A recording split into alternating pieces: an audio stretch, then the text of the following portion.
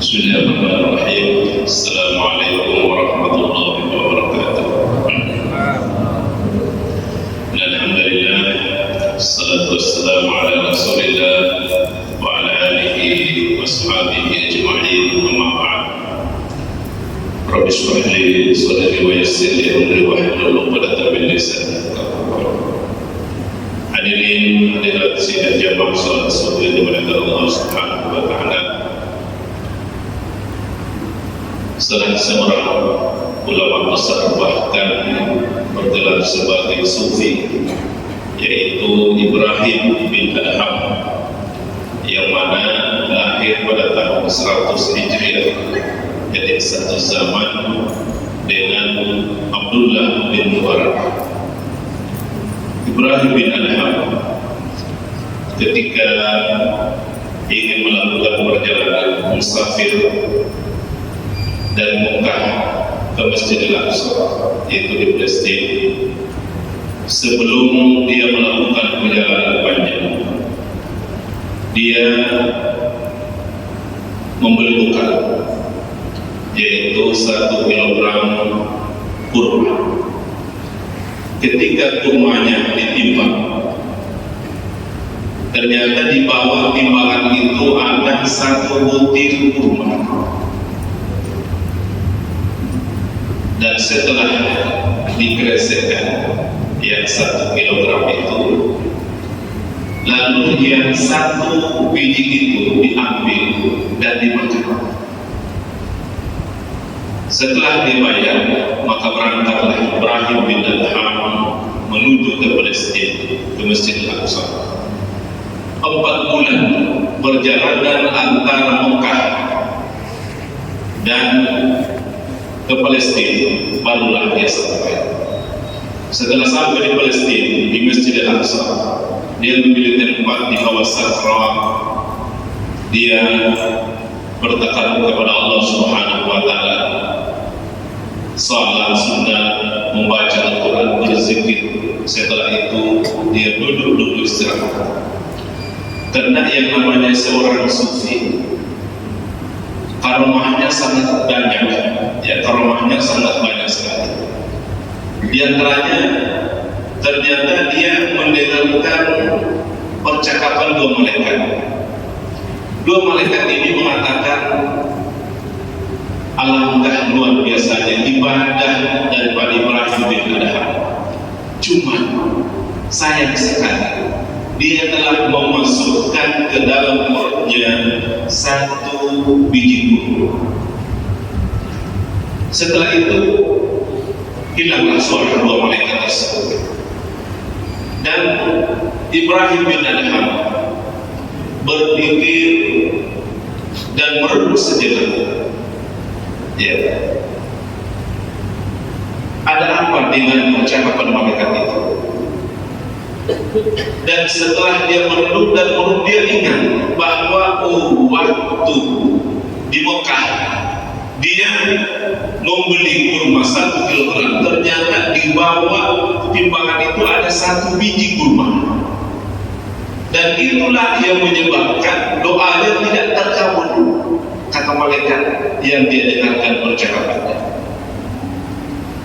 Akhirnya dia bersegera kembali ke Mekah untuk meminta halal yang 1 biji kurma itu.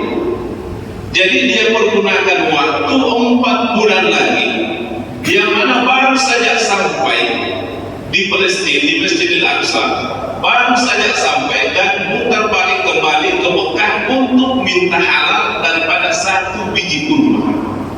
Bayangkan Bapak Ibu sekalian. Karena kalau kita masukkan barang haram ke dalam mulut kita, jangan harap doa dan ibadah kita bisa diterima. Setelah 4 bulan, sampailah Ibrahim bin Adham ke Mekah. Dia mencari. Setelah dia sampai di tempat penjual kurma yang kemarin di tempat beli, dia tanya tetangga rukonya lah. Dia mengatakan, wahai saudaraku, di mana penjual kurma kemarin yang Pak Tua ini? Katanya sudah meninggal. beberapa hari yang lalu. Ya, ditanya di mana anaknya? Ya, didapatkan satu anaknya.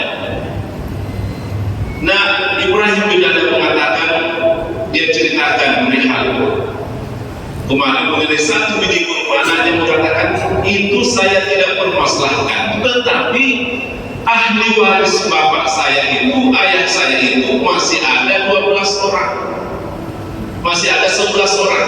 Artinya anak daripada penjual kurma itu ada 12.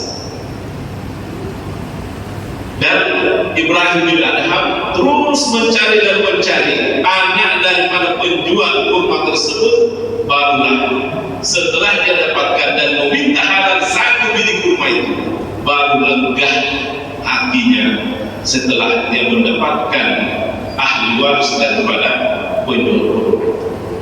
Hadirin rahimahullah, hikmah yang bisa kita petik daripada kisah ini begitu luar biasa. Perjalanan yang dilakukan Ibrahim bin Adham hanya meminta halal satu biji kurma. Yang disangkanya kemarin itu biji kurma yang didapat di bawah timbangan adalah kurma yang jatuh. Ternyata itu tidak masuk hitungan. Bayangkan Bapak Ibu sekalian. Jadi orang yang selalu memasukkan ke perutnya, ke badannya makanan halal, makanan haram dan minuman yang haram, maka yang sangat berbahaya. Pertama, ibadah kita tidak akan diterima oleh Allah Subhanahu wa Ta'ala. Tidak diterima. Hanya hati-hati Bapak Ibu sekalian, jangan sampai ya kita lewat ada penjual buah-buahan kita colek, ada penjual salak, ada penjual rambutan, ada penjual langsa, duku, ya tanpa permisi sama punya kita ambil satu coba. Ya, apalagi lebih daripada itu. Yang kedua, yang berimbas adalah doa. Doa tidak bakal diterima oleh Allah Subhanahu wa Ta'ala ketika ada barang haram yang kita masukkan ke dalam tubuh kita. Nabi Daud alaihissalam terkenal, dia tidak makan kecuali dari hasil jerih payahnya sendiri. Dia tidak makan kecuali dari hasil usahanya sendiri.